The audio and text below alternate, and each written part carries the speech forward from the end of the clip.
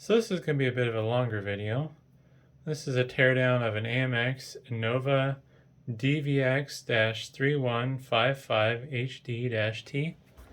And I believe this is basically like a piece of home automation equipment for conference rooms, controlling video and audio sources. And the reason I predict this is going to take a while is because just looking at it externally, it looks like it's a fairly complex design. So I will get my camera, my phone that is, set on top of the table. And I'm already noticing I forgot my tools, other than the drill. Ouch! Dang it.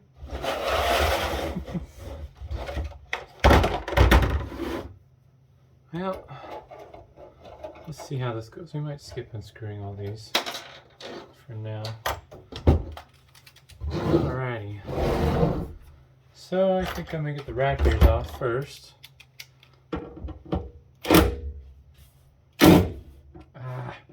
Just ruined the screw head. Well, those are in there tight. Wow.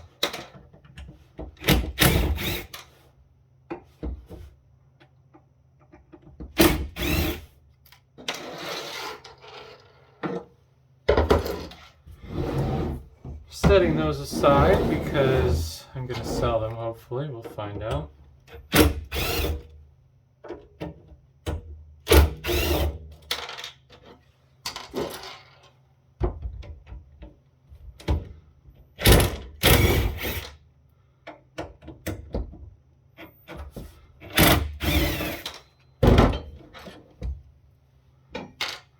It looks like these rack ears are side specific, so that's kind of good to know, I suppose.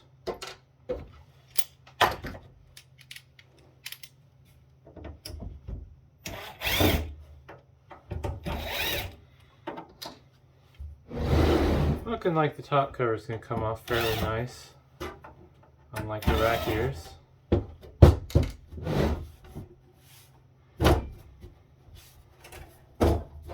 Alrighty. Well, this is what's under the hood. And this is kind of what I expected to see when I was looking down through the top. Got a bunch of PCI Express style looking cards.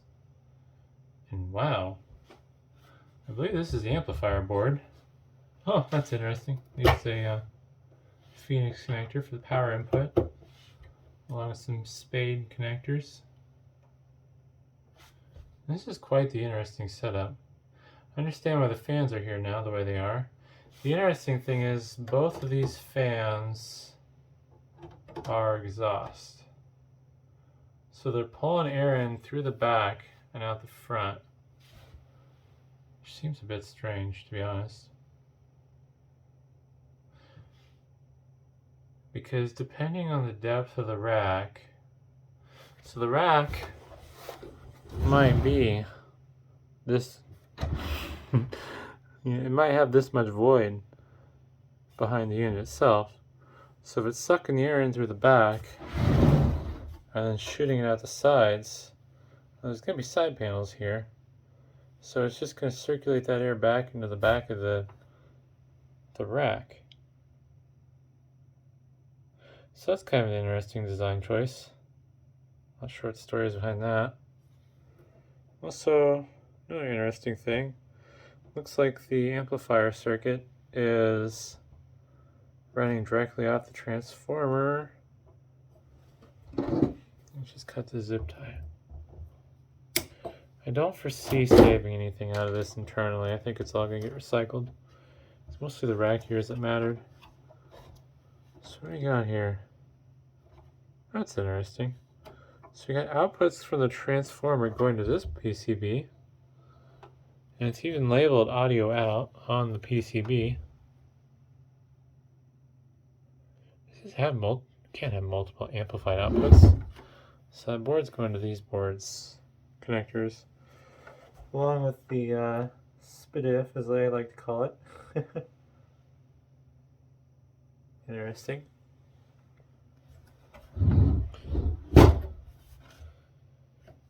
Oh, okay. I understand what's going on here now. This isn't This isn't a power transformer. This is a transformer for 70 and 100 volt speakers. So this is probably the amplified input, and then this is the output, I guess. Interesting. And these two wires with power coming from the power supply down below. So there's two power supplies, I believe. Got this big one down below and then this one. Probably shouldn't be touching these. These have been plugged in recently. Where are these getting fed from though? That's weird. Huh. There must be some shenanigans going on under power supply. I'm guessing this is a line in and this would be a line in. So there must be a terminal strip or a splice somewhere under the main PCB. So I think I'm going to spin this around and I'll remove some of these cards.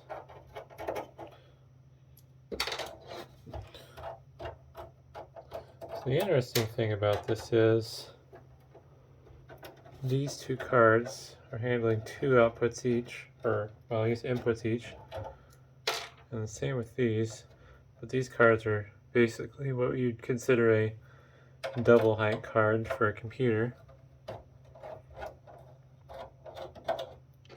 It would be interesting to see if this is standard PCI Express, but I would say it's fairly safe to assume they're just using the slots. Oh, well, that's not coming out.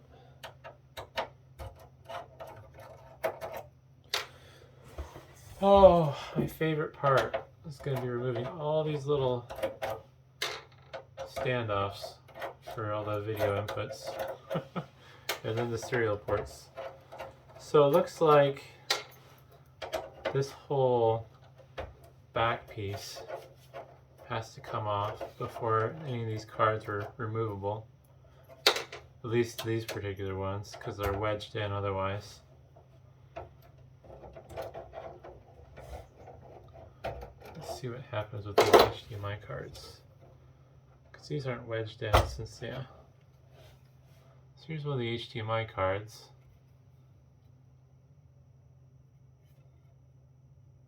Yeah, I'm not sure what these would be wired for.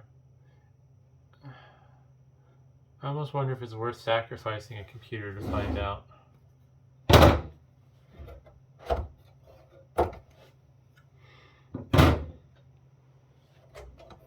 don't think there's anything holding this one in. I think it's just a friction fit. Also, I suppose people want to look closer at these. Get a proper close-up. Hopefully I'm ready to zoom back out. Some analog devices chips there.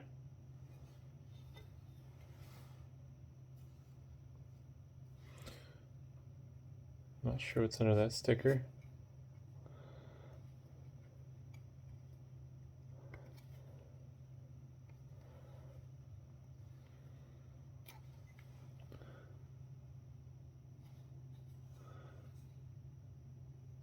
Focus. There we go.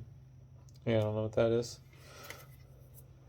And then the back side, got a little Texas Instruments trip.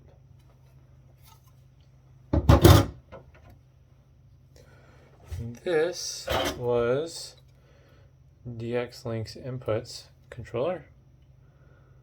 Some stuff under the heat sinks. More analog devices chips. I'm guessing that's going to be the same as what was under the one that I uncovered. More of that. I almost wonder if that's like a firmware or identifier chip for the card.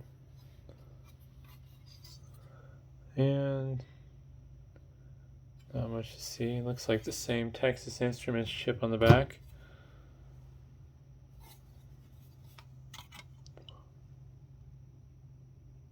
Yep. Alrighty, well, I guess we can remember to zoom out and tear this apart some more. See how many of these cards I can get out without having to take the back off. It's not going to be all of them, unfortunately.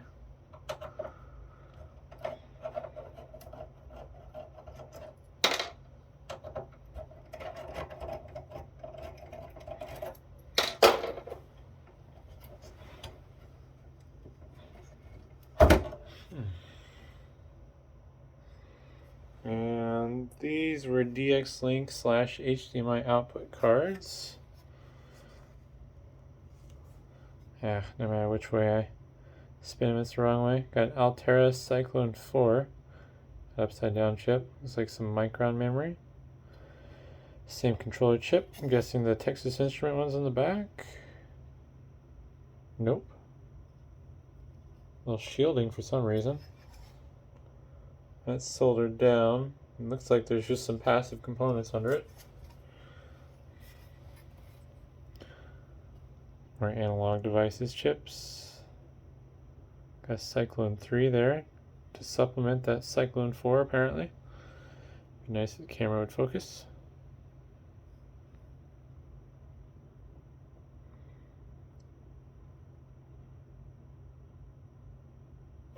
Interesting.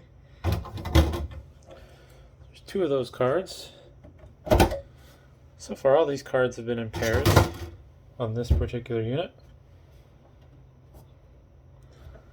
Alright, let's see here. So this is an audio input board.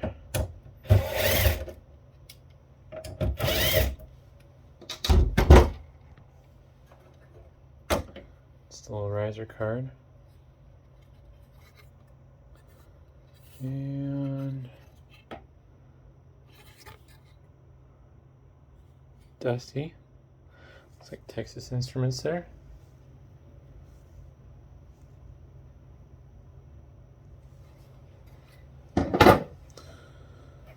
And let's see here about this amplifier.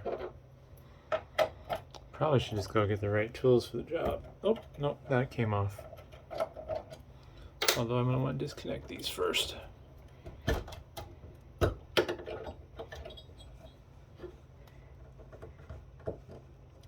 Come on.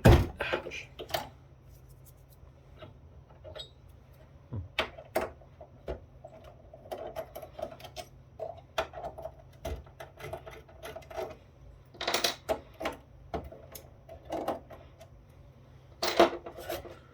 Alright, 2 more screws.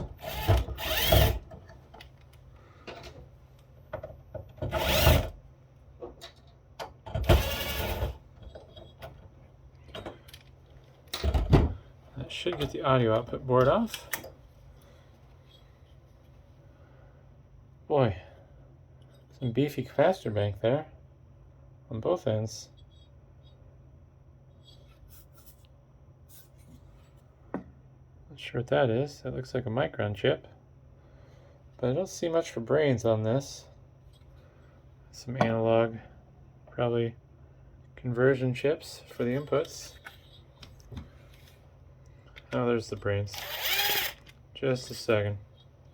I'll pull the heatsink off, which is conveniently screwed down. It's kind of nice. Of course, these gross silicone thermal paste, so that's everywhere on my table now. There's a Texas Instruments chip on the back. TMS 320, another stick chip of Micron memory. A riser that just plugged into on the main PCB. Or well, shouldn't even really call it the main PCB, but I don't know what to call it. On a industrial PC, it'd be considered a backplane, but it's not really what this is. That's what's under the heatsink. I'm assuming it's an amplifier chip, but quite the impressive PCB. Part of me wants to be lazy and try to get that out without taking the back off.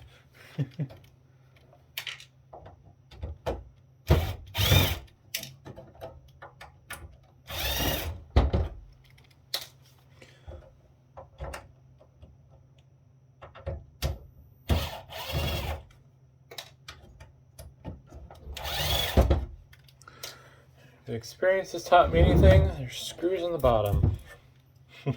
Yep. There always is.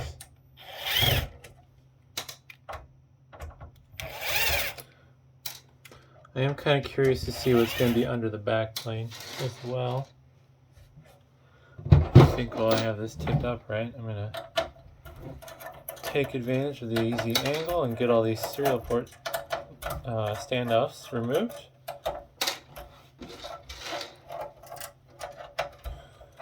Alrighty.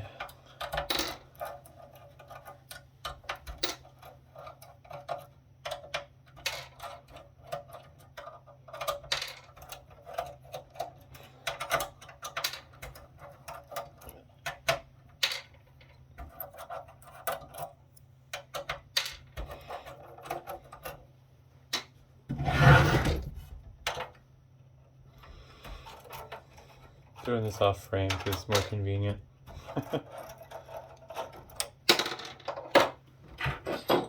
Alrighty. Well, this back plate should come straight off now. Mostly.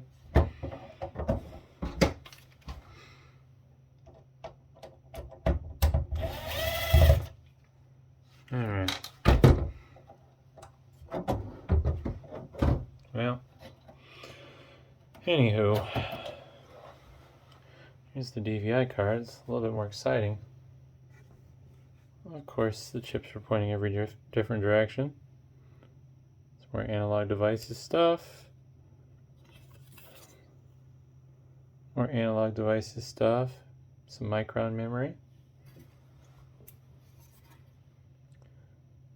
And what I'm presuming is some sort of communication chip that identifies the card.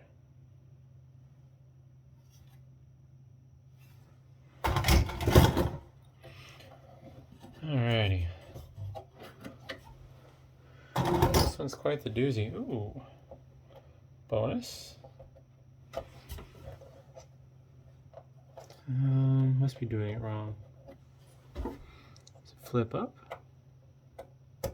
Nope. There we go. Slides forward, then flips up. Little 4 gigabyte micro SD or gigabit. Gosh, 4 gigabyte micro SD card.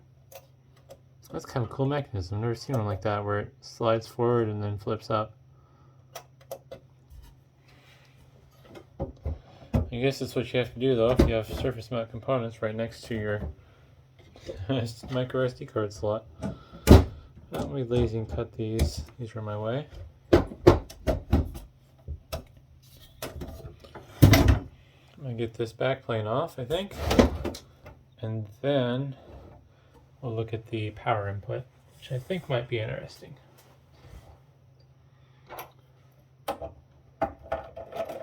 See, there's a Broadcom and an analog devices chip on this back plane.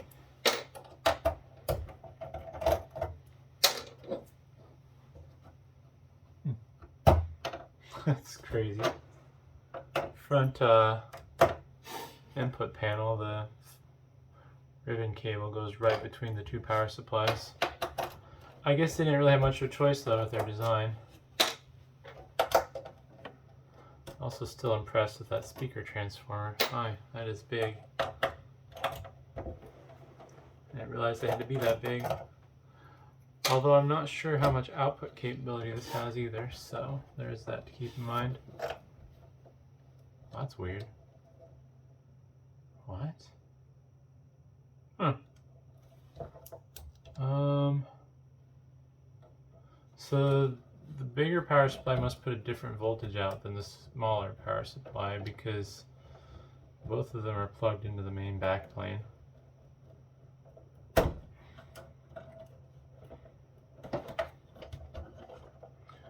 Kind of wonder why they did that.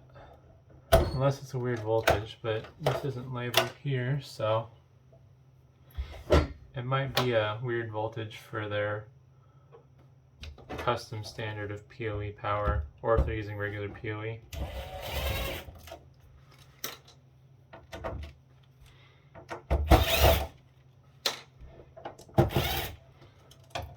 There's quite a bit under this backplane I'm seeing, which will be interesting. Oops.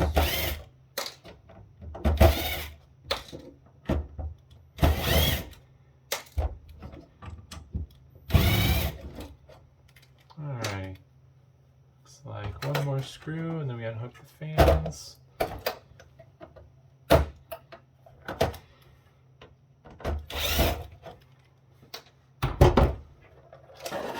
Oh, that's interesting.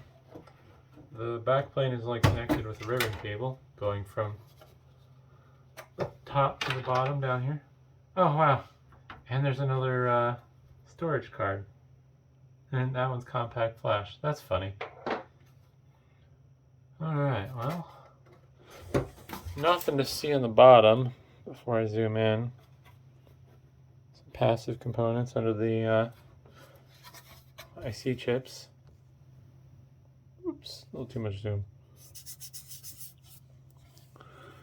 So this is an Analog Devices ADN 4605 AP, I swear, ABPZ. ADN 4605 ABPZ. And we got a Broadcom chip here. BCM 5338 MKQMG. I don't know what this brand is. I feel like I probably should, but Cold Fire, maybe that's the brand. Some sort of processor with some presumably Micron memory next to it. Yep. And just got some voltage regulation stuff in on the side here. Yeah, these are basically just PCI Express X16 slots, which isn't too uncommon. Manufacturers will do this quite a bit on their stuff because it's a established connector. Obviously, they're not using the PCI Express pinout, but you never know. I mean, they could be for all I know, but odds are they aren't. But yeah, just, you know, buy what's available rather than make your own. Looks like they have some Kapton tape holding this card captive. And it's a 4 gig Kingston compact flash. Oops. Everything's falling over. Looks like maybe the bottom had its own set of brains and that's why that's there. I don't know. Another ribbon cable going out to the front.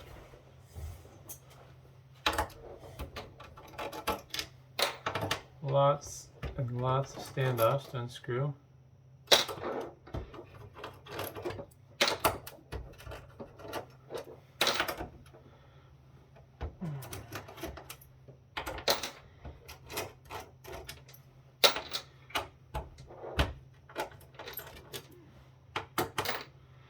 There's no reason to unscrew that one.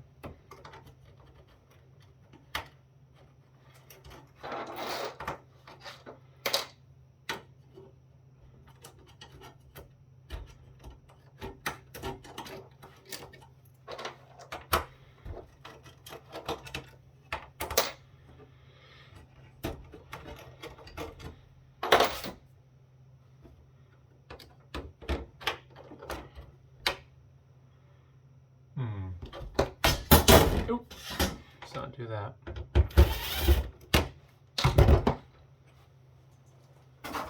Ouch. Just notice these have labels. So this says DVX-3155HD main board. Let's throw that over the floor. And this one, this camera don't focus, of course. DVX-3155HD master.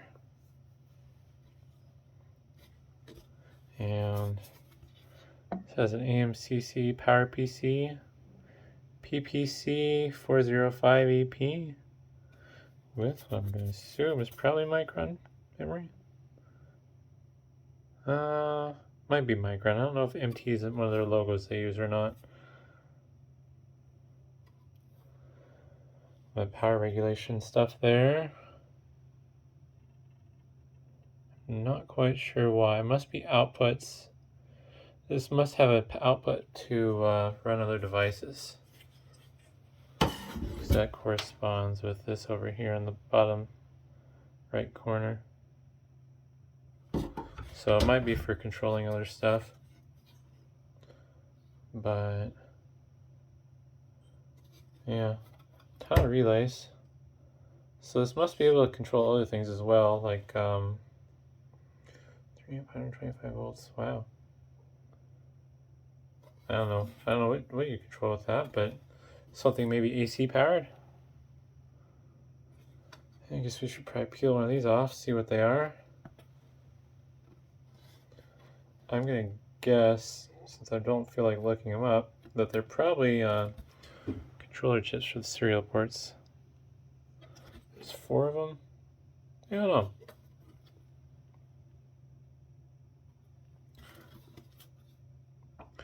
I haven't decided if I want to look stuff up again when I'm doing videos. I've done it a few times, but it's just too time consuming. This takes me a lot longer to tear something like this down in a video than it does to actually just tear it down for the sake of recycling it.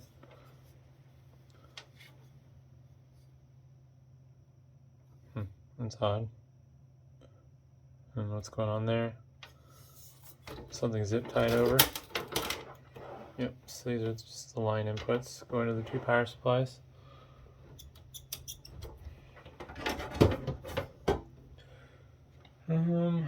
See how hard it is to remove these fans.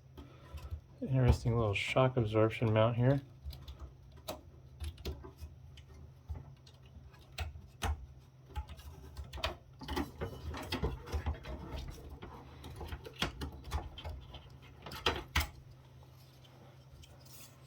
Nothing special, just your run-of-the-mill OEM fan.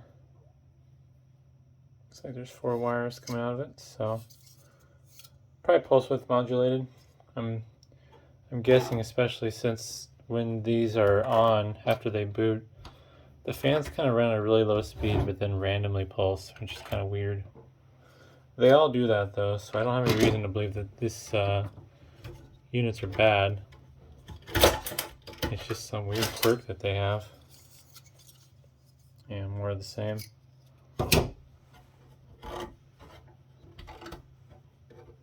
Little fan mounts are kind of neat though.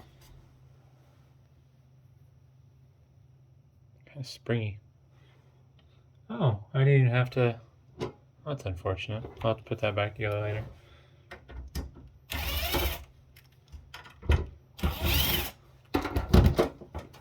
I don't know if you would have been able to reach the connection from the inside. Where's my PCB? Oh wow, that's kind of cool. So the fan was attached to this metal plate that's screwed in, and then it's kind of sketchy, but you'd have to just kind of reach in there and you could unplug and plug them back in.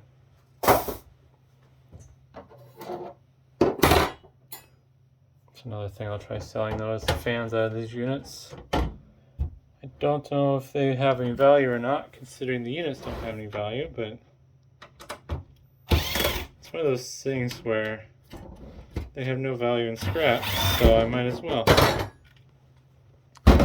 I could have just listed the whole thing on eBay, but I think people were selling these for like $70 free shipping, so it's just not worth selling. I mean, I'm gonna have to store them. I don't know how to test them, so if there's a problem, that's a bigger problem for me than I want it to be.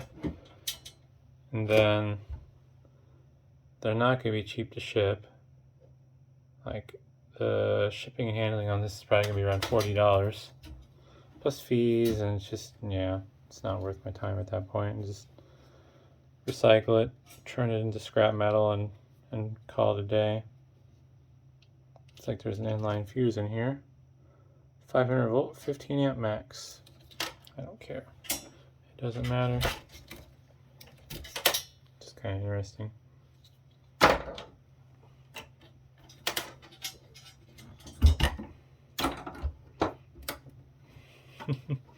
Yeah, they just casually routed this ribbon cable between the gap and the power supply. Oh, it's attached as well. Whatever. It could stay there.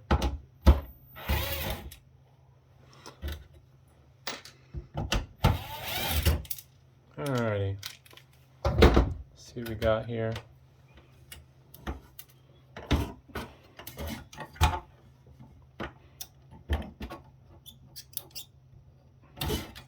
Alright. Yep, 56 volt power supply. So this is more than likely for PoE power. Good to know. Now that I understand what I'm looking at a little better on this stuff. And this power supply is a USP-225-12 made by Meanwell, which I think is a fairly reputable brand. And its output is 12 volts at 18.7 amps. It almost be tempting to try selling this, but I don't think it's worth the effort. It's really tough on stuff like this because, like, if somebody needs this power supply for one of these and they don't want to have to like buy another unit or like send it to the manufacturer, this is probably worth some money. But that's like the only situation where it's worth some money. I don't feel all warm and fuzzy, so it doesn't. Hopefully that means there's not a charge left over on that, because actually no, I believe these surfaces would be grounded since they're in contact with the frame. Anywho.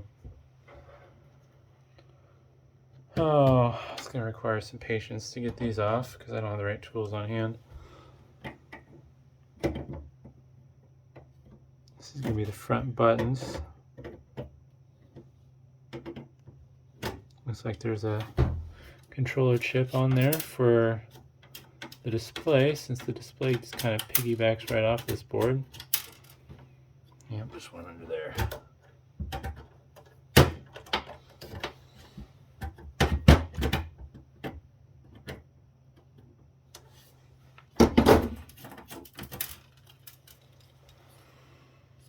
Should just be some regular. Oh, no, this might be custom. Yeah.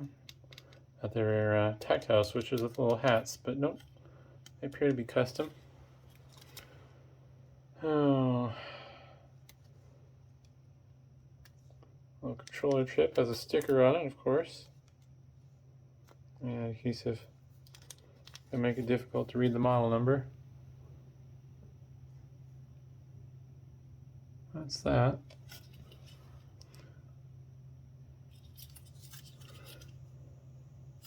It's nice how everything's nicely labeled. They didn't necessarily have to do that, but I imagine that helps with assembly, and if they did any repairs, they don't really know on repair stuff, since a lot of times these companies want you to just replace it all.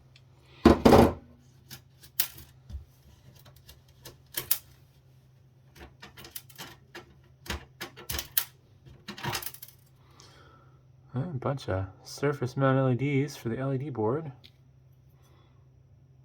And then some chips that probably multiplex and control it. I can't hold my hand steady enough to get a good read on that. There we go. 14094BG.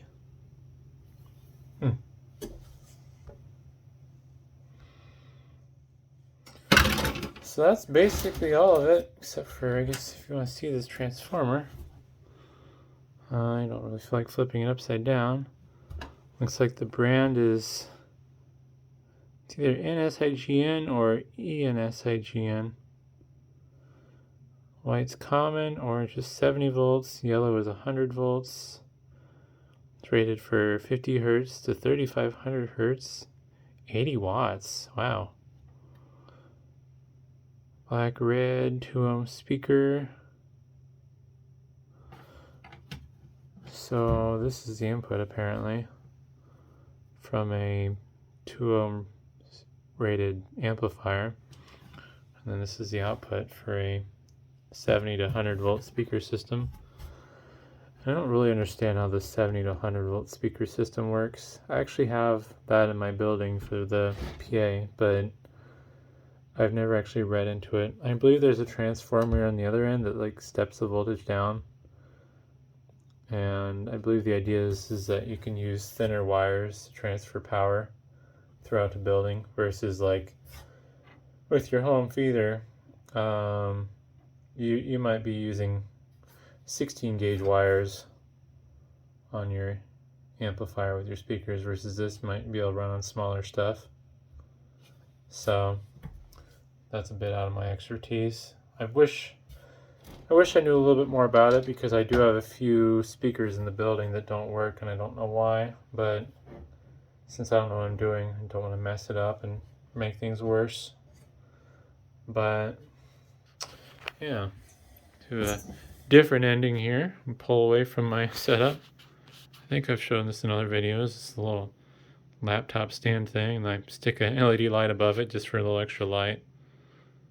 But yeah, quite a bit of stuff. A few more pieces on the floor, and there will be a few more that'll get tore down, like that one there, and one of these two, assuming they're not. That one's a duplicate. That one's a different one. So there'll be a few other videos on those. So hopefully that was interesting. It's not quite what I was expecting to see inside, other than the stuff I could see through the top. I kind of figured those were going to be PCI Express looking cards. But thanks for watching.